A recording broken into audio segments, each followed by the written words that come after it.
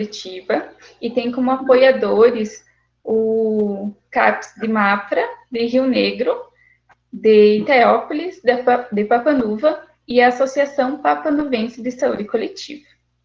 Então, a Liga Acadêmica, ela tem como objetivo desenvolver atividades acadêmico-científicas unindo ensino, pesquisa e extensão. Nós contamos com membros dos cursos de enfermagem, de fisioterapia, de psicologia e de medicina. Vocês podem nos acompanhar pelas redes sociais. No Instagram, nós temos @unc.lasc, e lá nós fazemos publicações semanais, e também pelo Spotify. Nós temos o podcast, e toda sexta-feira, ao meio-dia, nós temos novos episódios. O tema de hoje, então, é a atualidade das políticas públicas, das políticas de saúde mental no Brasil e a possibilidade de desmonte. Eu sou a Aline Stoebel, sou acadêmica do curso de enfermagem da 7ª fase na Universidade do Contestado e sou membro atuante na diretoria da Liga. Quem vai falar conosco hoje é a Denise Thun. Ela é graduada em enfermagem pela Unijuí, pós-graduada em Administração Estratégica em Saúde Mental Coletiva e em Gerenciamento de Unidade de Saúde, gerente municipal de saúde mental do município de Jaraguá do Sul, membro da criação e manutenção do colegiado de apoiadores da RAPS de Santa Catarina, membro da criação, atualmente sendo vice-coordenadora, membro do Departamento de Saúde Mental da ABEM Santa Catarina e futura representante do Estado de Santa Catarina na ABEM Nacional Saúde Mental, membro da Frente Ampliada de Defesa da Reforma. Então, seja bem-vinda, Denise, e passo a palavra a você. Olá, boa tarde. Boa tarde. Vocês estão me ouvindo bem? Estamos sim. Ah, que bom. Então, primeiro quero agradecer o convite da Liga e da UNC para participar desse webinário, dentro dessa semana tão importante, né, para a saúde mental no Brasil, que é a Semana da Luta Antimanicomial, e sempre foi importante, né, esse movimento, essa luta, essa conquista, né, das mudanças no modelo de cuidado em saúde mental no Brasil, sempre foi importante, mas nos últimos tempos ela tem sido ainda mais importante face ao que eu vou falar um pouquinho hoje com vocês, e quero fazer algumas trocas, né, não sou a dona da verdade, eu estou trazendo algumas questões e algumas provocações e reflexões sobre o momento, né, que nós estamos vivendo. Então, agradeço esse convite e essa oportunidade de poder estar conversando com vocês, acadêmicos, profissionais, a comunidade em geral, né, eu não sei todo o perfil das pessoas que estão assistindo, mas todos são muito bem-vindos, porque esse é um tema que interessa a todos, né, ela faz parte da vida nossa enquanto sociedade.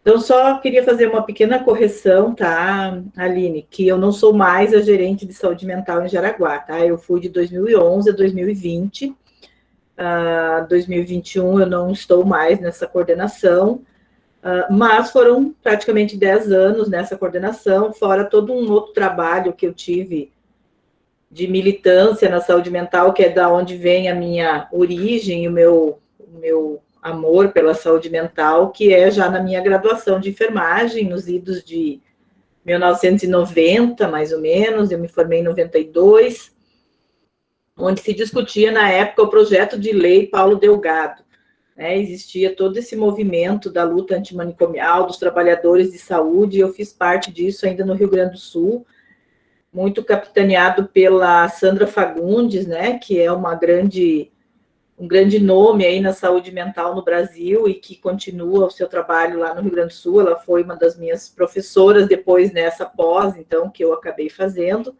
por já me identificar com esse tema na graduação de enfermagem, que não são muitos profissionais na graduação de enfermagem que se interessam por esse tema, e por algum motivo de vínculo de sentir que isso poderia realmente fazer diferença na minha atuação profissional, essa área, esse tipo de cuidado, e não aquele cuidado tão tradicional de enfermagem, eu me interessei muito e já ingressei nessa especialização, na sequência, ainda lá no Rio Grande do Sul. Então, esse meu envolvimento, esse meu amor, né, pela saúde mental, ele vem lá de 1990, 92, 93, e depois voltou numa forma mais direta e atuante, então, em 2011, quando eu assumi a coordenação da saúde mental aqui em Jaraguá do Sul. Mas, no momento, eu continuo uma militante, uma defensora, uma participante de vários coletivos aí do Estado da saúde mental, não pretendo me afastar, mas eu estou hoje atuando na Central Covid, né, da Secretaria de Saúde, que é uma central de teleatendimento, eu coordeno essa central e que também tem me trazido uma experiência importante. Tudo que a gente vai aprendendo na nossa vida profissional, a gente vai levando, né, e vai trazendo alguns elementos em qualquer lugar que a gente esteja. Eu acho que isso é bem importante. Ainda bem que é assim, né, porque senão não teria muito sentido todas as nossas construções. Então, como a Aline me apresentou, eu sou enfermeira de formação, né, há 29 anos já, e tenho trabalhado em várias áreas, sempre na saúde coletiva, sempre na saúde pública, que é também uma área que eu sempre quis trabalhar, não foi o acaso, né, que às vezes você acaba no hospital, acaba na saúde pública por acaso. No meu caso, não foi. Eu sempre quis essa área, eu sempre procurei essa área para trabalhar. Então, é desse lugar que eu venho, e desse lugar que eu tenho a minha experiência profissional e, com certeza, a experiência de vida também. E aí, o tema é bastante provocador, né? A atualidade das políticas de saúde mental no Brasil e a possibilidade de desmonte. Eu estava preparando, né, a minha fala, eu pensei que vocês foram bem modestos em colocar a possibilidade de desmonte, né? Porque, na verdade, nós já estamos vivendo um desmonte, não é mais uma possibilidade, né? Isso já existe na prática. E acho que é bem importante falarmos sobre isso, para que a gente volte a ter uma organização enquanto um coletivo, enquanto defensores de uma política e de uma forma de cuidar em saúde mental nesse país, porque o desmonte está posto e nós precisamos, sim, agir, como tivemos toda uma mobilização para que a reforma psiquiátrica e a Lei 10.216 fosse aprovada no Brasil, né, foi um movimento muito grande, e esse movimento, por um tempo, como nós conseguimos implantar, né, essa nova forma de cuidar, a atenção psicossocial no Brasil, esse movimento ele foi se enfraquecendo, de certa forma, porque estávamos empenhados, né, em implantar os serviços, em fazer com que essa reforma, essa nova forma de cuidar realmente fosse operacionalizada nos municípios e desse certo, e a gente mostrasse,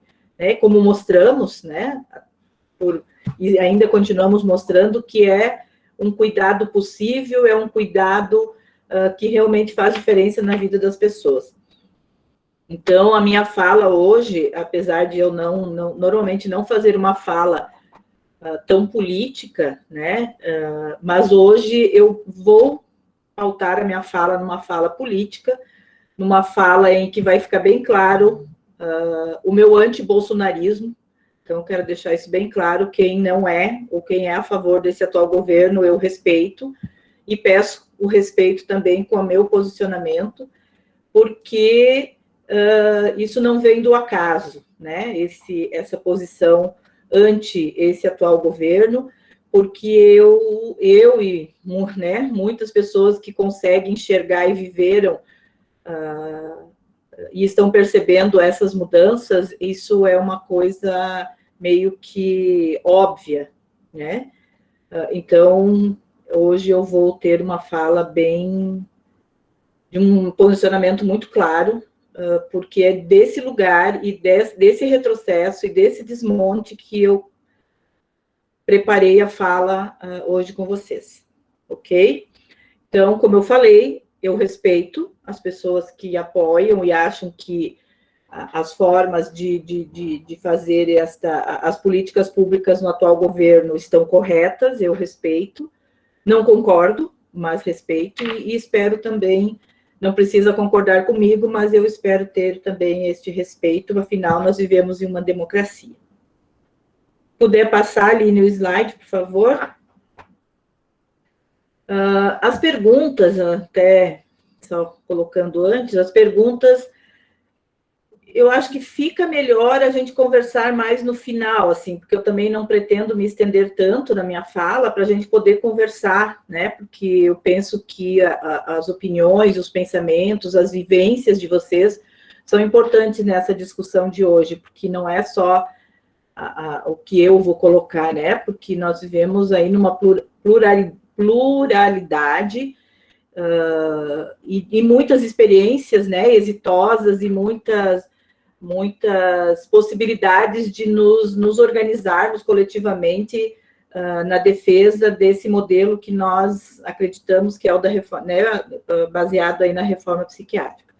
Então, eu não tenho como começar a falar de um desmonte sem falar no que foi montado, né? Para ter um desmonte, algo foi montado. Então, eu trouxe brevemente, assim, porque eu acredito que a maioria de vocês, né, conhece essa história da saúde mental no Brasil e no mundo, mas só para não ficar descontextualizado, eu trouxe uma breve retrospectiva, então, do caminho trilhado pela saúde mental. Então, as primeiras ações relacionadas à saúde mental foram como em vários outros países, né? Que era o quê? São pessoas que apresentavam algum problema, né? Que não produziam, que saíam daquele padrão considerado normal, principalmente a não produção, né? Sob um olhar aí do universo capitalista. Essas pessoas precisavam ser retiradas do meio da sociedade e colocadas em algum lugar para serem tratadas, né? Esse tratamento também foi mudando muito ao longo dos anos, né? Dos séculos até. Então, esse tratamento, inicialmente, era realmente um isolamento, e lá essas pessoas ficavam basicamente sendo alimentadas e quando muito agitadas, né? Acorrentadas, depois vieram os medicamentos, depois vieram algumas outras técnicas, como o eletrochoque, a eletroconvulsoterapia,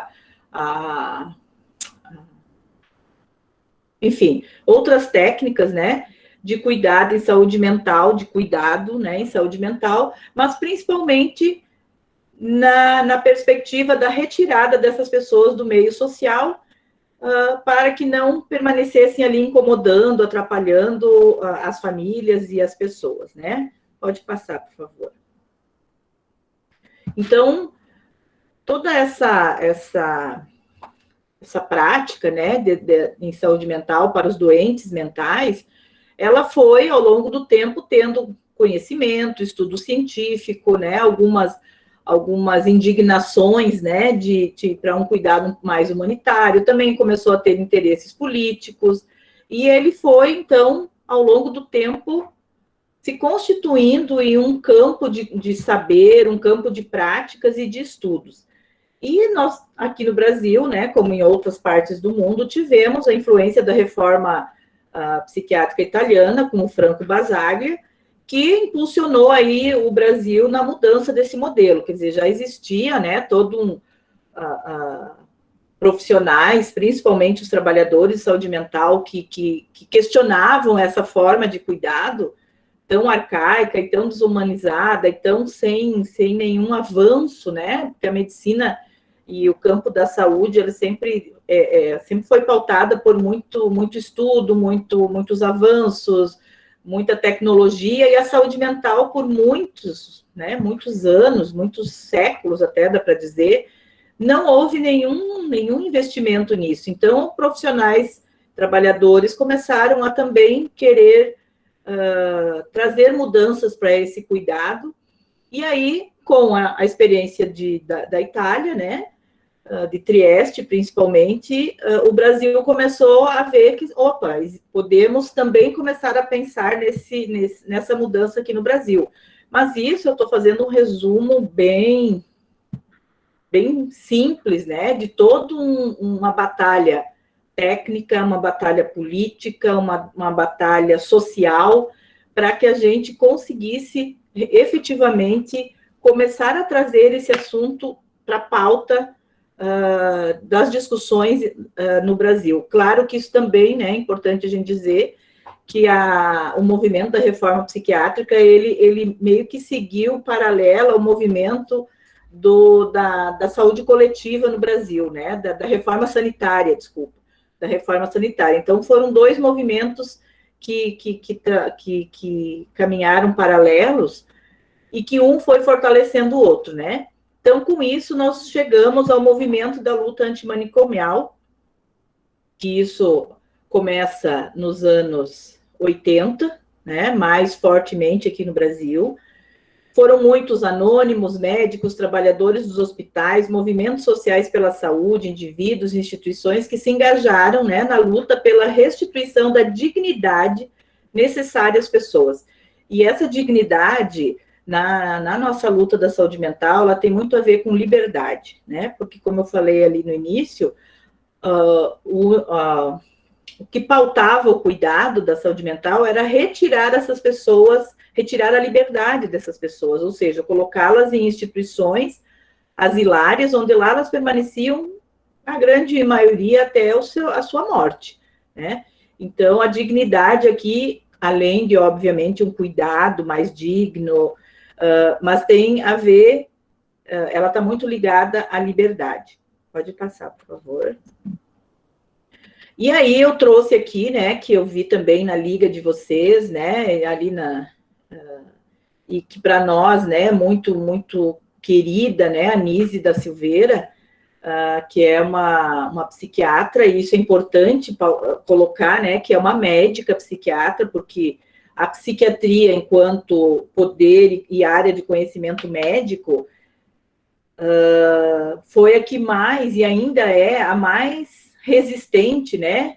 De maneira geral, obviamente, eu estou falando, nós temos psiquiatras muito envolvidos com a luta antimanicomial, com a reforma psiquiátrica, com o novo modelo de cuidado, mas, em geral, né, a psiquiatria foi a que mais relutou e ainda se mantém um pouco retraída nesse modelo de cuidado.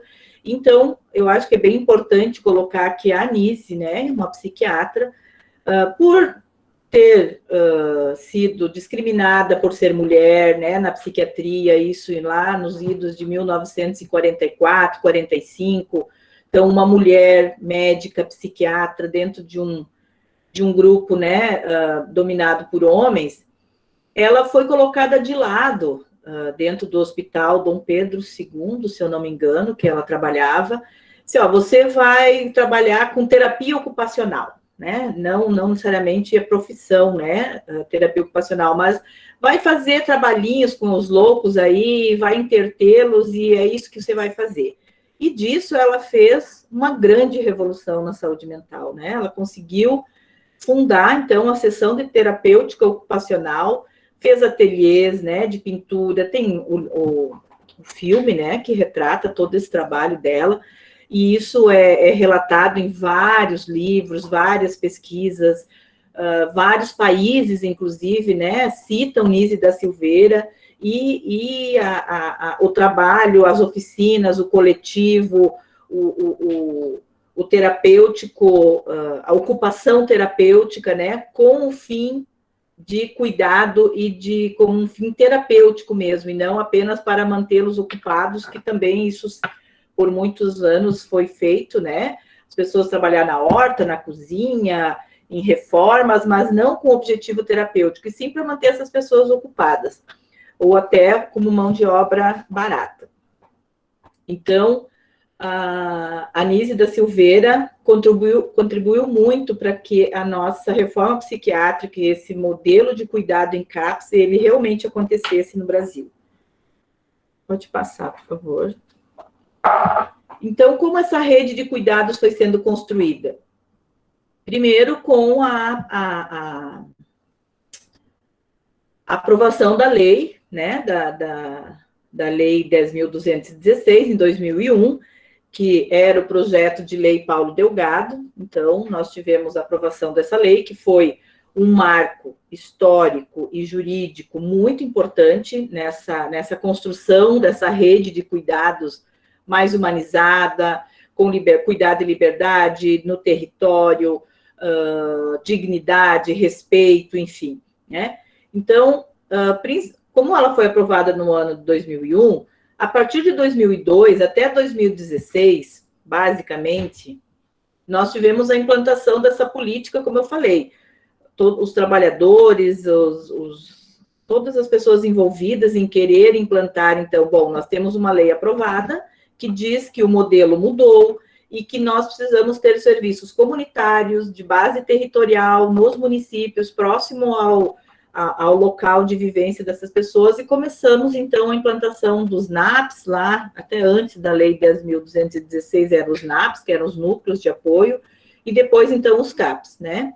Com a portaria 336 de 2002, começamos a implantar os CAPs, e isso se tornou um desafio, né, para todas aquelas pessoas, trabalhadores, que investiram e lutaram para que essa lei fosse aprovada e que a gente pudesse mudar esse modelo no Brasil. E isso, inclusive, nos rendeu, até hoje nos rende, um reconhecimento internacional, né, do modelo de cuidado em saúde mental que o Brasil tem. São poucos os países que conseguiram implantar uma rede tão capilarizada, né, tão extensa, apesar de nós ainda termos alguns vazios assistenciais em CAPs e outros dispositivos, né, da reforma psiquiátrica, mas nós conseguimos criar aí uma rede muito forte, e onde não tem CAPs, atenção básica, investir, né, nesse modelo que a atenção básica também faça esse cuidado.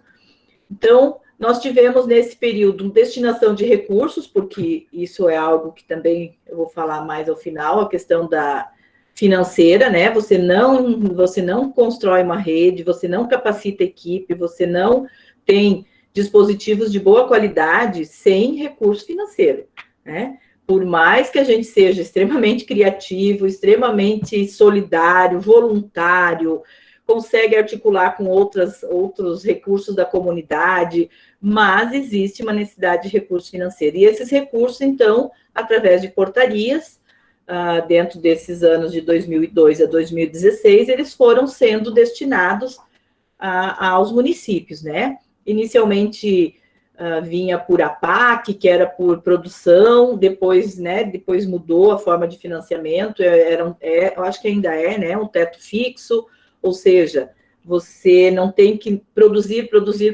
você tem um teto, um valor financeiro que não é reajustado há muito tempo, diga-se de passagem, para que você ofereça os serviços para as pessoas que dele necessitam, né? Então, nós tivemos a destinação desses recursos, principalmente de natureza extra-hospitalar, que isso é um ponto importante, que nós hoje estamos vivendo uma inversão, né, do financiamento na saúde mental, de novo, leito hospitalar, a internação, seja ela para transtorno mental ou para o uso de álcool e drogas, de novo para instituições, de novo para o encarceramento, né? Então, nesse período, nós tivemos esse investimento, tivemos fechamento e descredenciamento de hospitais e leitos psiquiátricos, o que repercutiu e representou muita coisa na nossa política, né? Barbacena, Santos, né?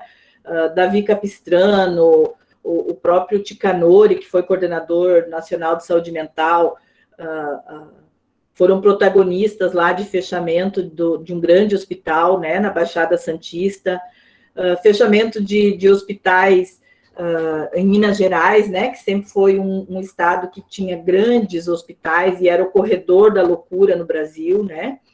Então, também isso tudo foi acontecendo de 2002 a 2016, em alguns momentos com mais intensidade, com outros um pouco menos, né? Também tivemos portarias que foram publicadas pelo Ministério da Saúde, expandindo essa rede de serviços, não só CAPs, né, mas também residenciais terapêuticos, consultório na rua, centros de convivência, o programa de volta para casa. tantos outros, né, que não é só o CAPS, o investimento em leitos em hospitais gerais, né, de cuidado integral em saúde mental. Então, até que em 2011, a portaria 3088 cria a rede de atenção psicossocial chamada RAPS, que foram criadas várias redes ali, né, a rede Cegonha, a rede de urgência e emergência, e dentro das redes foi criada a rede de atenção psicossocial, o que trouxe, dentro de uma conjuntura de gestão dos serviços, um avanço muito grande, porque aí você diz que os serviços não estão isolados dentro dos serviços de saúde do município, mas que eles estão integrados em uma rede, coloca vários dispositivos, né, dentro dessa rede, desde a atenção básica, que por muito tempo não se entendia que a atenção básica era também parte do cuidado em saúde mental, porque ele ficava destinado apenas aos CAPs e às internações. Então, pega a atenção básica, o serviço de urgência e emergência, né, pré-hospitalar, o SAMU, pega as emergências hospitalares mesmo, não sendo emergência psiquiátrica, pega os serviços de residência terapêutica, de internação e de ressocialização, né, que são aqueles, o programa de volta para casa ou o residencial terapêutico, né? Além de uma reestruturação da assistência psiquiátrica e atenção ao usuário de álcool e outras drogas, porque também é importante salientar que até 2001, basicamente, 2002, 2003, eu acho que é a primeira portaria específica do Ministério da Saúde que diz que o cuidado e atenção aos usuários de álcool e drogas é, sim, parte da saúde e da saúde mental, porque antes ela passava, né, como principalmente pelas questões decorrentes do uso de álcool e drogas, né, principalmente questões clínicas, aí era uma questão da saúde. Fora isso, ela estava mais ligada às ações de assistência social, às entidades religiosas, né, com as internações, com os grupos de autoajuda. Então, de 2003, basicamente, é que a atenção ao usuário de álcool e drogas, ela passa a ser uma política pública de saúde dentro do cuidado em saúde mental. Então, nós tivemos todos esses avanços ao longo desses anos, foram avanços, como eu falei agora há pouco, alguns momentos mais intensos, outros menos intensos, né, com mais dificuldades para algumas questões, mas sempre continuamos avançando, não tivemos retrocesso até esse momento, né, fomos apenas avançando nos cuidados, nas discussões. Pode passar, por favor. Então, a Lei 10.216, né, que ela traz várias... Primeira coisa que a lei coloca, que ela diz que as pessoas têm direito à proteção, o direito e a proteção das pessoas acometidas com transtorno mental, e que trata essa lei, são asseguradas sem qualquer forma de discriminação, né? Quanto à raça, a cor, o sexo, orientação sexual, religião, opção política, nacionalidade, idade, família, recursos econômicos, não consigo ler o outro quadradinho, e qualquer outro. Então, ela coloca que todas as pessoas têm direito ao melhor cuidado, à melhor terapêutica em saúde mental no Brasil. E, principalmente, que eles precisam ser tratados com todos os direitos humanos que prevalecem e que precisam ser respeitados para qualquer cidadão brasileiro. Porque antes o doente mental ele era tratado como alienado, então a ele muitos dos direitos não existiam para essas pessoas, né? Eles não faziam parte de um rol de direitos que todo cidadão tem. As pessoas consideradas doentes mentais estavam fora desses direitos. E a Lei 10.216, ela diz que essas pessoas têm os mesmos direitos do que qualquer outra pessoa cidadã, no caso brasileiro, né? Pode passar, por favor. Então, a RAPS, né, que é constituída oficialmente enquanto nome de RAPS, de Rede de Atenção Psicossocial, ela é criada no finalzinho de 2011. e ela implementa, então, por várias portarias, a principal delas que cria a RAPS é a 3088, mas tem outras que vão dando suporte, vão dando os pormenores de como essa RAPS vai funcionar. Ela cria, então, né, ela diz que os centros de atenção psicossocial e os consultórios na rua são dispositivos muito importantes nessa constituição de rede, mas também coloca todos aqueles outros que eu citei anteriormente, né, da atenção básica, da atenção pré-hospitalar, da urgência e emergência, da internação e outros dispositivos de ressocialização, e coloca, sim, que a internação ela é um dos dispositivos quando necessário. Também não se nega a necessidade de você ter retaguarda de leitos quando você necessita desse dispositivo no cuidado das pessoas.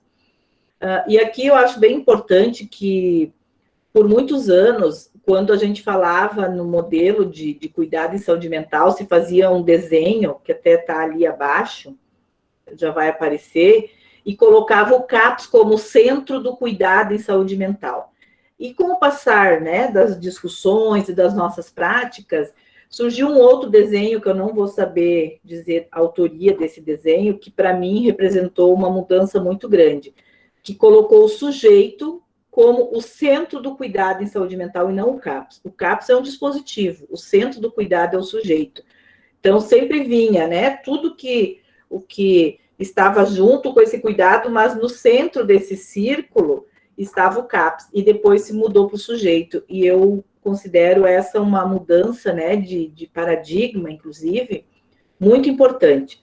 Porque quando você vê o sujeito, e a partir das suas necessidades, do seu desejo, você pensar nos dispositivos, você passa a ter um respeito e a realmente considerar a dignidade do ser humano. Então, eu queria salientar isso, porque muitos ainda acham que o CAPS é o centro do cuidado em saúde mental.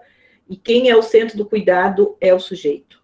Aí vai ter o CAPS, vai ter atenção básica, vai ter assistência, vai ter outras políticas públicas também que precisam fazer parte desse cuidado, outros dispositivos de saúde, comunitários, que vão juntos, trabalhando em rede, cuidar deste sujeito e possibilitar a ele a dignidade e a qualidade de vida que ele merece. Então, essa RAPS e esse movimento da luta antimanicomial, a aprovação da Lei 10.216, ela não agradou a todo mundo, né? Isso não é de hoje, esse embate aí, essas forças, né, que são antagônicas, elas existem já desde o início de toda essa nossa conversa, porque sempre existiu na saúde como um todo, né? Isso não é só na saúde mental, ela é um grande negócio, né? Porque as pessoas precisam do cuidado em saúde, e se elas não têm isso de alguma forma, elas vão buscar de outra, ou então acabam morrendo, como muitos, né, acabam morrendo por não ter acesso.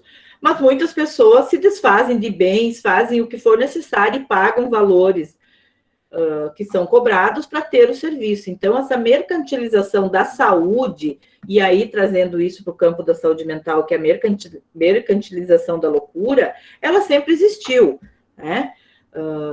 Tanto que o nosso INAMPS, né, na época, acabou tendo todo um desfalque, porque as pessoas, os profissionais, as instituições, todas se valeram muito desse grande nicho econômico que é o valor que as pessoas dão para a saúde e o preço que elas pagam por isso. E na saúde mental, isso não foi diferente. Por quê? Você oferecer para as pessoas um lugar onde essa pessoa doente, que eles não sabem como lidar, a família não sabe como lidar, a sociedade não aceita, existe um lugar onde eles pagando um valor, essas pessoas vão ficar lá, vão ser cuidadas, e isso vai trazer uma tranquilidade para essas pessoas, essas pessoas pagam, né? E grandes hospitais psiquiátricos enriqueceram algumas pessoas, né? Os donos, as pessoas que ganhavam com isso. Então, é óbvio que esse modelo de cuidado em saúde mental, financiado por um serviço público, vem a RAPS, vem a Lei 10.216, isso desagradou e diminuiu esse poder aquisitivo e esses serviços que vendiam, né? Que vendiam cuidado em saúde mental. Também foram contrariados interesses corporativos, né? Principalmente da figura do médico, porque o médico e o remédio, né? Então, também interesses laboratoriais sempre foram o centro do cuidado em saúde mental, dentro do modelo manicomial, né? Era o médico e o remédio. E, de repente, quando você fala em RAPS, você fala em CAPS, você fala em atenção psicossocial, você está falando de equipe multiprofissional, você está falando de outras pessoas que também vão poder discutir, sugerir e prescrever cuidados em saúde mental e não só centrado no médico. E nisso tem a Associação Brasileira de Psiquiatria, a ABP, né, que sempre, enquanto instituição, foi contrária e questionou muito a reforma psiquiátrica e alguns vazios, né, algumas questões que não se conseguiu implantar com tanta qualidade ao longo desses anos, porque realmente mexeu com todo esse protagonismo do psiquiatra e dos medicamentos nesse novo cuidado em saúde mental. Pode passar, por favor. Então, aqui, né, eu trouxe essa imagem que eu peguei de imagem da internet, né, que a RAPS, então aqui eu não estou falando do centro do cuidado, eu estou falando, essa imagem, ela traz um desenho da RAPS, né, que é o CAPS, né, que é a Unidade Básica de Saúde, que é a atenção hospitalar, atenção de urgência e emergência, que são as estratégias de desinstitucionalização, que são as estratégias de reabilitação psicossocial e atenção residual de caráter residencial, de caráter transitório. Então, ele traz esses dispositivos, basicamente, né, aí citando os principais, como todos esses dispositivos, todos esses lugares, essas portas, essas equipes, elas têm a ver com o cuidado em saúde mental. Então, ele não está centrado apenas no CAPS ou na internação hospitalar, né? Ele traz outros dispositivos e outros lugares também para se cuidar em saúde mental. Pode passar, por favor. O que eu estou falando aqui, tá? São para quem tem vivência e já trabalhou em saúde mental, como Sandra Vitorino, que eu vi que está aqui, e outros profissionais que também, talvez tenham bastante experiência, eu não estou falando nenhuma novidade, né? Eu só estou colocando, como eu falei, uma breve retrospectiva e um arcabouço aí, né, de informações para que a gente agora, então, comece a falar do desmonte, né? Então, onde é que está o desmonte? Até agora eu falei do monte, né, de montar, do que nós montamos, do que nós criamos, do que nós batalhamos, do que nós conseguimos, que não foi pouca coisa, não foi fácil, também não foi, era só levantar a mão, pedir que as coisas vinham, né? Continuamos tendo muitos coletivos, muitas batalhas, mas claro que bem menor do que existia antes de conseguirmos a aprovação, principalmente as questões legais, né, dos marcos jurídicos aí que nos garantiram uma série de argumentos para a gente implantar e batalhar por mudanças no modelo assistencial em saúde mental. Então, quando é que começa esse desmonte? Ele começa com mudanças políticas no Brasil, e essas mudanças políticas trouxeram para o cenário do poder muitos dos representantes desses grupos que não eram favoráveis e se sentiram menosprezados, perderam dinheiro com essa política que foi implantada. Como eu falei, esse outro grupo, né, que sempre se opôs ou sempre questionou bastante esse novo modelo, ele continuava ali, esperando a sua oportunidade.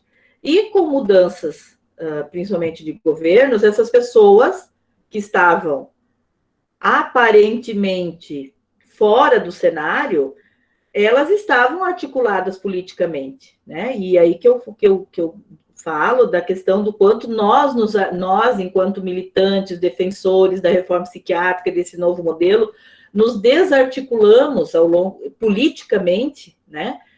Aqui não estou falando de questões partidárias, de politicamente, para que a gente defenda uma ideia, né? Nós fomos relaxando nessa militância e nessa articulação, e essas pessoas, esse outro grupo, então, que estava esperando o momento de dizer, peraí, nós não concordamos com isso, nós temos outras ideias, elas estavam articuladas politicamente. Tanto que, com a mudança de governos, elas vieram ao cenário, de novo, tanto estadual, alguns nos cenários locais e principalmente no cenário nacional, né? Então, o campo da atenção psicossocial hoje no Brasil vive uma crise, né, que, no meu ponto de vista e de pessoas, né, eu pesquisei aí também pesquisas sobre esse desmonte no Brasil, sem precedentes, né, porque nós tínhamos avançado e podemos voltar a questões que no mundo inteiro já são ultrapassadas, já são retrógradas, e nós podemos voltar a algumas práticas que são, como eu falei, contestadas e abominadas, né, no mundo todo, como o eletrochoque, por exemplo, que já foi citado em alguns documentos oficiais aí do Ministério da Saúde. Então, por mais de 30 anos, o modelo do cuidado de saúde mental pautado na liberdade, no respeito, autonomia, avançou lenta, porém ininterruptamente. Isso é importante dizer que, como eu falei, às vezes fomos um pouco mais lentos, mas nunca retrocedemos nesse tempo. E agora começamos a ter retrocessos. A rede de serviços de base comunitária, né, que são os nossos princípios, o orçamento, que eu falei lá, né, que sem dinheiro também não se faz, não adianta achar que só com amor à camisa, só com idealismo, só com militância a gente vai conseguir construir e implantar serviço de qualidade, precisa de dinheiro. Então, o orçamento e sua proporção com o custo dos hospitais psiquiátricos, que é um custo altíssimo, né, porque tem todo um serviço 24 horas de hotelaria, de equipe 24 horas, de uma série de questões ali que precisam de dinheiro, e sempre a parte hospitalar foi o que mais levou todo o incentivo financeiro, todo o dinheiro, né, na saúde em geral, não só na saúde mental. Se você for ver as fatias, né, do orçamento em saúde, que vai para atenção básica, que vai para atenção especializada, que vai para atenção terciária, sempre a fatia maior é para atenção terciária, que ela é muito cara, sempre foi. Apesar de que na saúde mental ela é extremamente empobrecida de tecnologia, mesmo numa internação hospitalar, porque praticamente não se fazem exame, não se usam equipamentos, é uma questão de medicação, controle e comida, né? Mas nós temos visto aí nas portarias e nas manifestações, né, aí da política nacional, do grande investimento e a grande importância que está se dando novamente para a questão dos hospitais. Pode passar, por favor. Então, desde 2016, no entanto, pela primeira vez, nós vemos aí um processo acelerado de desmonte dos serviços alcançados pela reforma psiquiátrica. Esse foi um artigo que o Gabriel, né, Delgado publicou em 2019, quando já se percebeu que sim, nós estávamos vivendo um processo de desmonte. No período de dezembro de 2016 a maio de 2019, foram editados cerca de 15 documentos normativos, dentre portarias, resoluções, decretos e editais, que formam o que a nota técnica 11 de 2019 veio a chamar da nova política de saúde mental, que nos pegou literalmente com as calças na mão, né? Falando um português bem claro.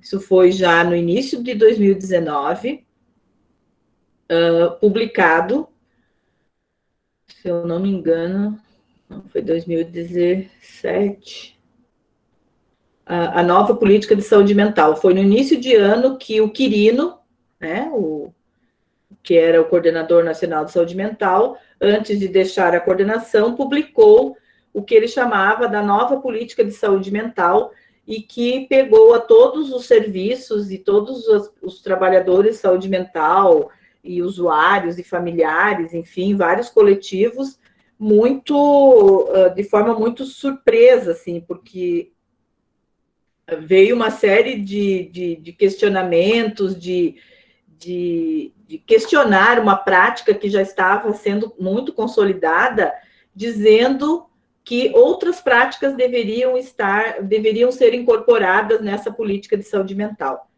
Pode passar, por favor. Então, foi essa resolução 32, né, da Comissão Intergestores Tripartite, que foi em 14 de dezembro de 2017, que cria o CAPS AD4, que diz que os hospitais vão ganhar mais por internação hospitalar conforme for a ocupação de leito, ou seja, incentiva os hospitais a manterem os leitos de saúde mental sempre ocupados, e o que era exatamente o contrário, né, que se tinha no financiamento de leito, que quanto menos dias a pessoa ficava internada, maior era o valor da diária. Então, ele muda completamente essa lógica de financiamento. E o financiamento, quer queira, quer não, ele meio que define no que o gestor, no que vão priorizar, né? Porque onde ele vai ganhar mais dinheiro, ele vai priorizar. Então, é uma lógica bastante perversa, porque ele mexe naquilo que é mais caro para o gestor, que é o dinheiro. Ele precisa ter dinheiro para investir. E se ele ganha mais dinheiro em A e não em B, nós enquanto trabalhadores, usuários, familiares, quais são os nossos argumentos para dizer para ele que não, que mesmo ganhando menos, vamos investir em outra lógica? Muitas vezes esses gestores não conhecem, não sabem de todo esse trabalho, nem sabem que existe CAPS. Alguns, né, gestores municipais entram e eles não sabem o que é um CAPS, nem sabiam que existia CAPS no seu município. Então, como que você vai discutir se o que vem de dinheiro lá na conta do Fundo Municipal de Saúde está dizendo para ele investir numa outra lógica? Então, isso é perverso, porque aí nos pega no nosso ponto fraco, né? Então, essa resolução, ela veio reformular o desenho, o financiamento, a metodologia de avaliação dos serviços e a própria orientação clínica da RAPS, dando aí algumas diretrizes, né, de cuidado mais centrado no medicamento, na internação, na questão do eletrochoque, que eram questões clínicas, né, de cuidado clínico, dos protocolos clínicos já bastante superadas, e ela volta com uma veste, uma fala de que isso realmente está faltando, que foi retirado isso do cuidado e que isso tem sido grave, né? Não ter mais esse tipo de dispositivo para o cuidado. E a resolução também afirma que leva em conta a lei, ela diz, né, que ela está baseada na lei 10.216, porque isso fica né, politicamente correto e eticamente, né, fica uma questão bem ética, não está faltando com respeito à lei 10.216. No entanto, ela traz pela primeira vez o hospital psiquiátrico, depois da reforma, né, como parte integrante do cuidado da rede, além de apontar para um maior financiamento, que foi o que eu acabei de falar, que daí você começa a ter dificuldades para discutir com o gestor, discutir com uma série de atores, né, que são envolvidos para a definição de qual é o modelo que você vai ter no seu município e no país como um todo. Pode passar, por favor. Então, essa política, né, ela tem sido sabotada pelos últimos governos através de mudança do financiamento e o reforço de estratégias de controle e internação em instituições que reproduzem o modelo nosocomial, né, que são os hospitais, que foi tão contestado pelo movimento da reforma psiquiátrica. E aí, principalmente, né, nesse novo 2016 para cá, as chamadas comunidades terapêuticas, que sempre existiram, vamos ser bem realistas, as comunidades terapêuticas existiam antes até do serviço, da política de saúde mental para álcool e drogas existirem dentro do Ministério da Saúde, das secretarias de saúde, as comunidades já existiam, muito ligadas às instituições religiosas. Mas essa também era uma discussão da reforma psiquiátrica, porque não deixa de ser um tipo de cuidado em que priva a liberdade, em que não está em conformidade com os princípios e diretrizes da reforma psiquiátrica.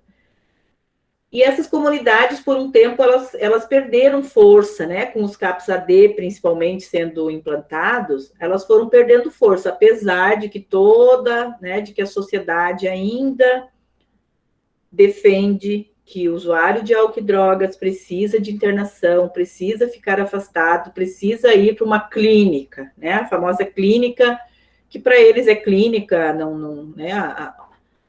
As pessoas leigas não têm nem obrigação de saber que clínica é uma coisa, comunidade terapêutica é outra coisa, mas ainda existe muito forte, né? Sempre existiu a questão da comunidade terapêutica como sendo o melhor lugar para o cuidado de pessoas que usam álcool e drogas de forma abusiva. Às vezes não precisa nem ser abusivo, né? O fato de usar já, principalmente as drogas ilícitas, né? Precisam desses lugares. E aí, com essas mudanças aí de 2016, as comunidades voltam com força total, inclusive sendo defendidas a nível nacional e com investimento financeiro para esses dispositivos. Então, e aí, claro, obviamente, vai sucateando os serviços que compõem a RAPS, porque o investimento ele vai se dando para um outro lado, né? Pode passar, por favor. Então, em 2020, nós tivemos novamente uma tentativa de desmonte, né? E mudança dos princípios e diretrizes do cuidado em saúde mental. Normalmente, né? As duas vezes foi ou bem no início do ano, quando os serviços, as pessoas, os trabalhadores estão de férias ou estão saindo de férias, ou então próximo de final de ano, quando as coisas estão se encerrando, quando as pessoas estão, né, um pouco mais desarticuladas, foi quando apareceram essas questões do desmonte, né? Então, no dia 7 de dezembro, a Folha de São Paulo publicou, ela deu um furo, digamos assim, de reportagem, publicou uma planilha elaborada por um grupo técnico do Ministério da Saúde. Então, esse nome, grupo técnico, isso respalda, né? Porque são pessoas que, para a sociedade em geral, pessoas que entendem do assunto. Então, não foi um político que escreveu. Então, isso tem toda uma estratégia, né? De dizer que essa planilha, né? Que foi publicada para tratar de assunto que abordava as principais propostas a serem apresentadas ao Conselho Nacional de Secretários de Saúde, ou CONAS, destacando alguns pontos que, segundo eles, eram estruturantes da política de saúde mental, que, no nosso ver, são desestruturantes, né? Então, a revogação de mecanismos de fiscalização dos hospitais psiquiátricos estava nessa planilha, nesse documento, né, publicado por esse grupo técnico. A extinção das equipes que apoiam a transferência das pessoas que hoje residem nesses equipamentos para as famílias de origem ou equipamentos de assistência social. Então, extingue essas equipes. A extinção do atendimento psiquiátrico nos CAPs, né, colocando, inclusive, que os CAPs não precisariam mais ter psiquiatra, né, que a psiquiatria seria exercida em um outro lugar. Também do serviço de atendimento à saúde da população em situação de rua, ou seja, consultório na rua, outros dispositivos para atender a população em situação de rua, também sendo desmontados. Pode passar, por favor. Também do controle sobre as internações involuntárias de pessoas com dependência química, que atualmente essa demanda é comunicada ao Ministério Público, então que não precisava mais fazer esse tipo de comunicado, ou seja, sem nenhum tipo de controle, né? a revogação do Fórum Nacional sobre Saúde Mental de Crianças e Adolescentes e das diretrizes sobre a saúde mental indígena, também revogava esses grupos, esses coletivos, espaços, né, oficiais de discussão, a transferência da responsabilidade da política sobre droga para o Ministério da Cidadania e não mais ficando no Ministério da Saúde, e a criação de serviços específicos para pessoas com diagnóstico de dependência química e outros transtornos psiquiátricos que não os CAPS-AD ou os consultórios na rua. Outros serviços com um viés higienizador, discriminatório, acusatório, punitivo, né? Então, aqui, nesse momento, é oficializado realmente o desmonte de várias frentes, de várias conquistas que se deram ao longo de 2001, quando foi aprovada a 10.216, até esse momento, que foi no final do ano passado. Essa política, o que aconteceu? Houve um movimento muito rápido dos coletivos, né, da defesa da reforma psiquiátrica no Brasil. Aqui em Santa Catarina nós formamos a Frente Ampliada de Defesa da Reforma, foi ali que a gente juntou os vários grupos e vários coletivos e várias instituições em defesa da saúde mental que atuavam, cada um com seus nichos, né, de pessoas. Nós nos juntamos aqui em Santa Catarina, fizemos documentos, publicamos, enviamos para o Ministério da Saúde, para o Ministério Público, para a Coordenação Nacional Estadual de Saúde Mental, assim como todos os estados praticamente se organizaram. Então, com esse barulho que a gente conseguiu fazer rapidamente, houve uma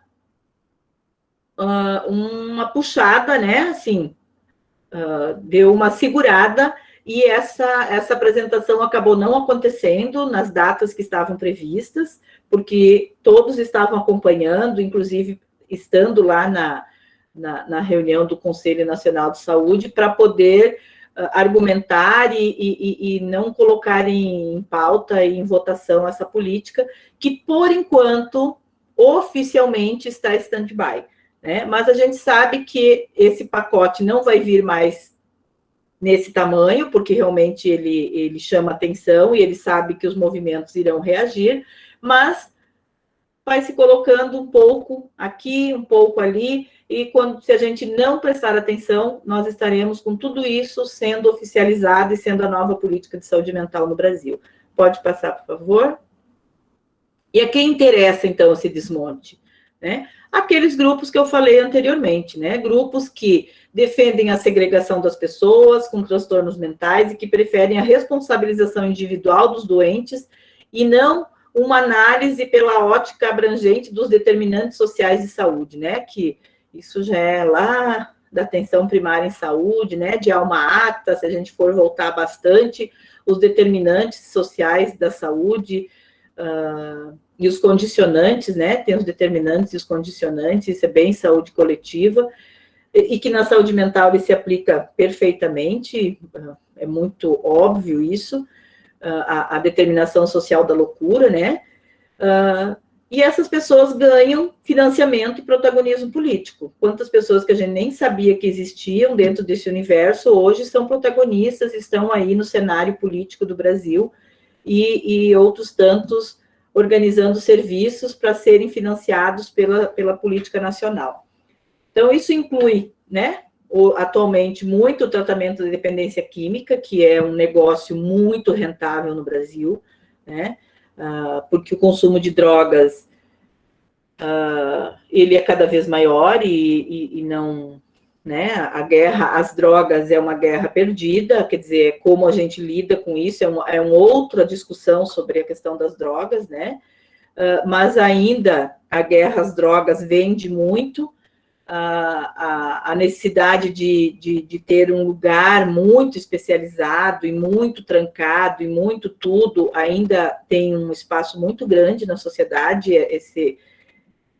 Essa visão, ela é muito comprada, né, pela sociedade, então ela é rentável, né, e a política nacional tem dito isso, que sim, é necessário e que vai ter investimento financeiro.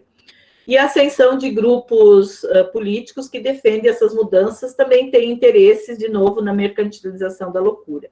E, obviamente, que por trás de tudo isso, aqui são coisas bem objetivas, nós temos todo um paradigma de um capitalismo selvagem, de uma sociedade,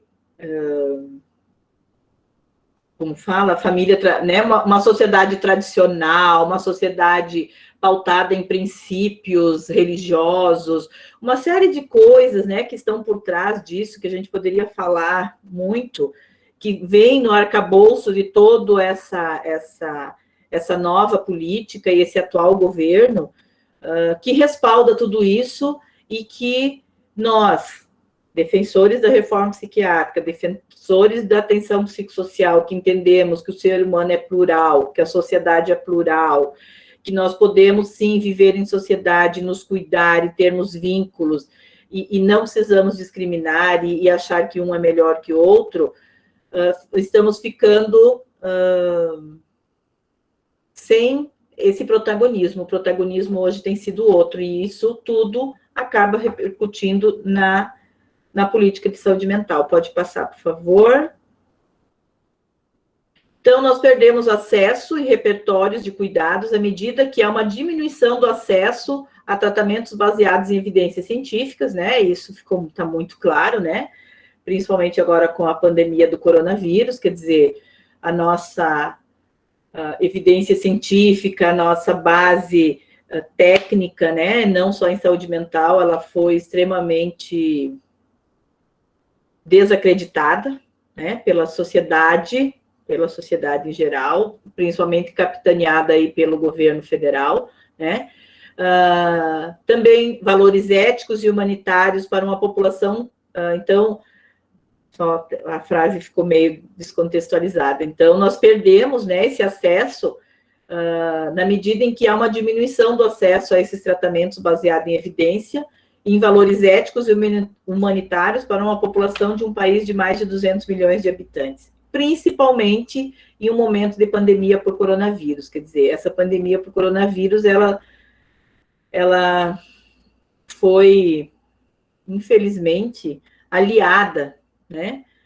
Uma forte aliada a todo esse desmonte, porque hoje tudo se justifica pela pandemia e tudo se justifica, essas questões, né, não científicas, o senso comum, o protagonismo político acabou sendo muito evidente na nossa sociedade. E já, né, a gente já sabe que estão sendo feitos vários estudos, né, da consequência da pandemia sobre a saúde mental, de uma forma geral, da saúde mental da sociedade, né, as pessoas têm adoecido muito mentalmente, né, o sofrimento psíquico veio muito à tona com essa pandemia, com o isolamento social, com o medo, né, o pânico dessa doença, e isso justamente no momento em que os serviços estão muito enfraquecidos para realmente poder acolher e dar um cuidado de qualidade de vida, e não de novo enchendo de medicamento, de novo internando, de novo, né? Quer dizer, as pessoas com depressão vão ter o quê? Vão ter um psiquiatra e uma receita maravilhosa de vários medicamentos, que se não der certo a gente troca por outros, ou seja, de novo, patologizando e medicalizando toda uma sociedade em detrimento de outras possibilidades de cuidado. Pode passar, por favor. E aí eu termino, então, dizendo que, na minha visão, pensando bastante, a militância é a nossa sobrevivência. Foi assim que nós conseguimos implantar a reforma psiquiátrica no Brasil, e é assim que eu vejo, e tenho conversado com alguns pares, que nós conseguiremos frear, pelo aquilo que pudermos, não sei se tudo, esse desmonte. Então, o Brasil não pode permitir esse retrocesso em termos de política de saúde mental. É fundamental que a comunidade acadêmica, por isso, de novo, parabenizo a universidade e a Liga, por estar fazendo esses eventos, essas discussões, porque nós precisamos nos unir. Os movimentos sociais, qualquer indivíduo, instituição que se importem com direitos humanos, que faça levante a voz para mudar o rumo dessa história. Com isso, ganhará quem deve ganhar, a sociedade, apesar de nem sempre ela entender isso, né? Que é afetada pelo sofrimento mental de qualquer dos seus indivíduos e por todas as situações de destituição de direitos. E esses direitos humanos, né, que é tão banalizado e ridicularizado pelo atual governo, né, de que agora os direitos humanos defendem bandido, defendem, né, quer dizer, se leva para um outro lugar essa discussão dos direitos humanos, que é algo tão fundamental na nossa vivência em sociedade, que nós precisamos falar de que direitos humanos e o que são direitos humanos hoje no nosso entendimento, né? E os avanços na forma de cuidar de saúde mental foram pautados pela militância. Então, isso para mim é fundamental. E nós precisamos muito rapidamente aparar as nossas arestas e entendermos que estamos todos no mesmo barco. E que se nós não nos unirmos, nós não vamos conseguir frear isso e nós vamos viver tempos ainda mais sombrios em saúde mental, em saúde coletiva e na nossa forma de sociedade em geral. Então, porque o nosso movimento, ele sempre foi um movimento político, social, histórico, e ela precisa ser alimentada e engordada diariamente. Especialmente no momento atual em que a tensão sobre a sobrevivência do modelo psiquiátrico clássico e a proposta do modelo da atenção psicossocial territorial tem se mostrado cada vez mais presente. Então, claramente, nós estamos vivendo uma guerra, uma tensão, um conflito entre dois modelos de cuidado, e cada um deles está se organizando, e nós, enquanto modelo de cuidado da atenção psicossocial, precisamos rapidamente nos articularmos cada vez mais para que a gente consiga fazer frente de igual para igual nessa discussão, e aí que vença o melhor, que somos nós, com certeza. Pode passar. Então, nós precisamos ter clareza e consciência de que estamos vivendo uma conjuntura em que a população brasileira, principalmente a classe trabalhadora, aí falando de uma forma geral, não só dentro da questão da política de saúde ou de saúde mental, ela tem enfrentado a maior ofensiva da história desse país contra o conjunto de conquistas civilizatórias do nosso Estado, aqui entendendo o Estado político, né, o Estado Brasil. Então, de maneira geral, nós temos vivido uma série de retrocessos, uma série de perdas de direitos e de conquistas, como diz ali, civilizatórias, né? Como questão de civilidade, de dignidade, de vivência em sociedade, que nós já tínhamos garantido uma série de direitos e de políticas públicas nesse país.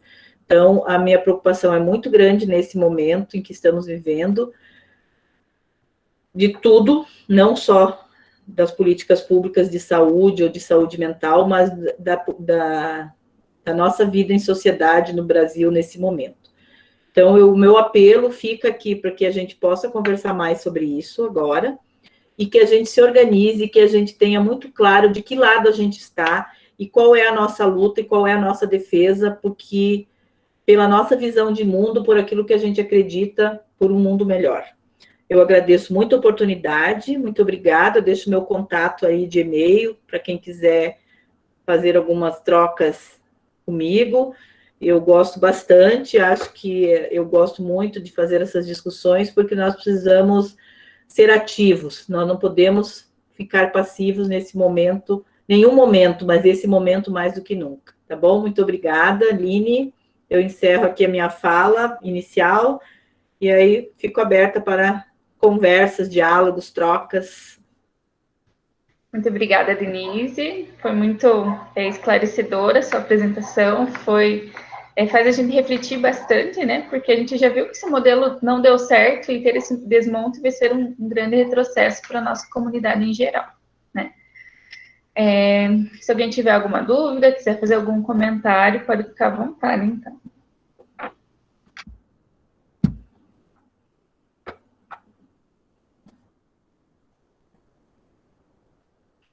Ou eu espantei muito, ninguém quer me contradizer, ou todos concordam. Bom, já foi bem esclarecedor. Não existe unanimidade também. Unanimidade nem sempre é o melhor lugar. Não, às vezes é perigoso. Exatamente.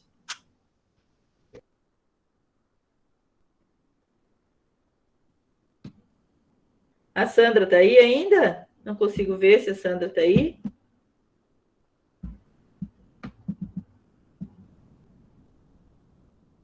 Sandra, deixa eu ver aqui. Aqui, ó, é o Gabriel. Ele disse que gostou muito da sua discussão e agradeceu também. Aqui, Denise, agora eu vi o comentário aqui. O Gabriel, sim, a gente estava conversando por WhatsApp também, né? Ele é da Liga, né? Isso, o presidente. Legal. Então, é assim, como eu falei no início, foi acho que a primeira vez que eu tenho uma fala assim de um posicionamento político muito claro, né? Eu normalmente faço uma fala mais técnica, né? Mas quando eu vi esse tema, ele já me provocou na hora, né? Não tem como você falar de algo sem você deixar claro aquilo né, que eu acredito, a minha visão de mundo, minha visão, minha construção enquanto pessoa, enquanto cidadã, né?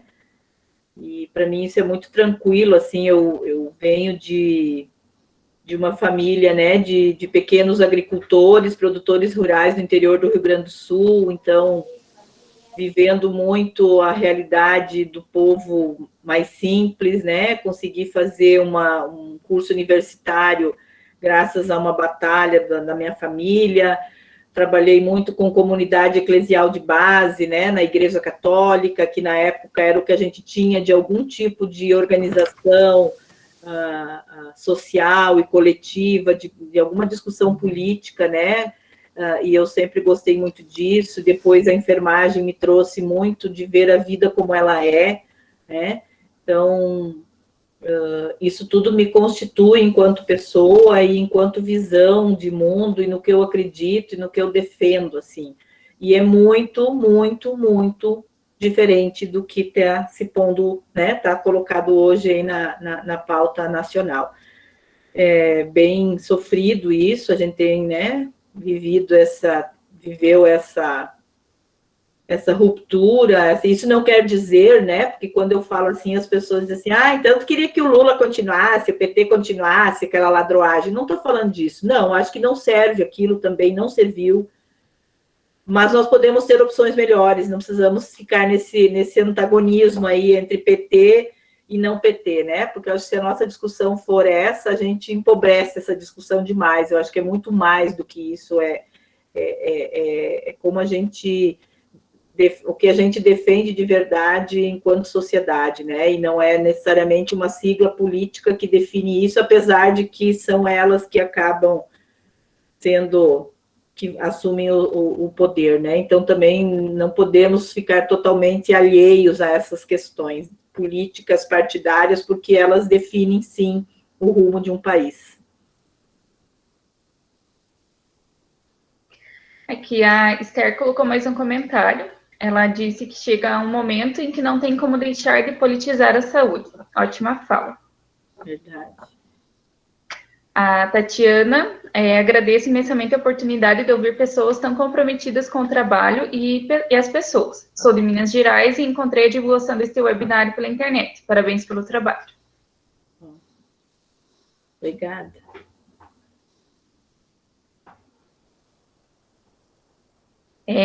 Aqui eu não sei o nome da pessoa que está usando a conta, mas está a coordenação. Ela levantou a mão e está com o microfone aberto. Se quiser falar, pode ficar à vontade.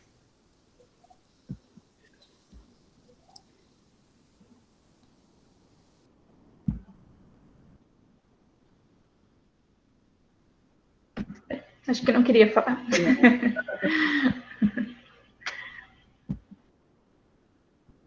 Tem uma outra mão levantada ali, mas já faz tempo, Thaís. Cristina Graef Siqueira.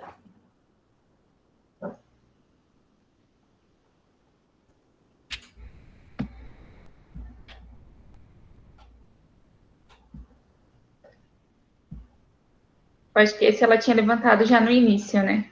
Acho que sim.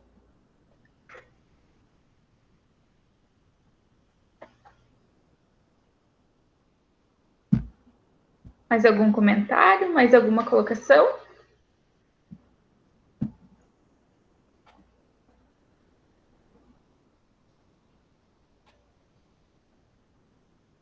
Eu estava pensando aqui que eu falei, né, sobre a ABP, né, que é uma associação que claramente, enquanto instituição, se opõe, né, desde o início à reforma psiquiátrica, inclusive eles se fortaleceram muito em torno de questionar a reforma psiquiátrica, mas isso não quer dizer que todos os profissionais psiquiatras concordam com essa posição da instituição, né, dessa associação.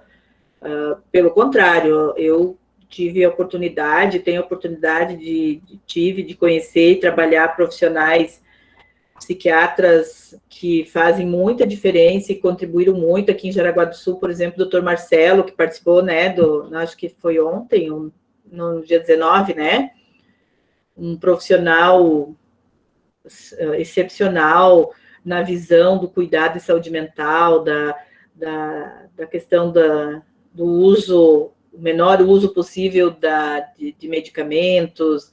Inclusive, tivemos a oportunidade de trabalhar juntos no diálogo aberto, né, no Open Dialogue. Não sei se ele falou sobre isso, infelizmente eu não pude assistir a fala dele, que estava no horário de trabalho. Trabalhei com outros, né, profissionais, estou falando do Marcelo, porque quem assistiu teve a oportunidade de conhecê-lo, e outros profissionais, então, nem todos, né, assim como, às vezes, na enfermagem existem defesas de pautas que nem todos os profissionais compactuam, então, só para deixar claro que na hora eu queria falar isso, acabei não falando, de que eu falo de uma instituição, isso não quer dizer que todos os profissionais daquela categoria são iguais, né? Que bom. Bom, então acho que não tem mais nenhum comentário, ninguém mais quer falar, tem mais nada para contribuir. Então, acho que podemos encerrar esse nosso evento. Muito obrigada, Denise, pela tua participação. A gente fica muito feliz de ter profissionais assim tão dedicados, tão empenhados nessas causas, que são muito importantes, né? E agradecer a todos que participaram também. E os certificados, eles vão estar disponíveis só para quem fez a inscrição e quem preencheu os formulários ali, né, confirmando a presença, tá ok? Então, muito obrigada, boa noite a todos. Obrigada, tudo de bom, bom restinho de sábado, bom final de semana, e, por favor, vamos ficar atentos e nos engajar e nos unir a outras pessoas que defendem o que defendemos, porque esse momento é bem importante. Beijos, tchau.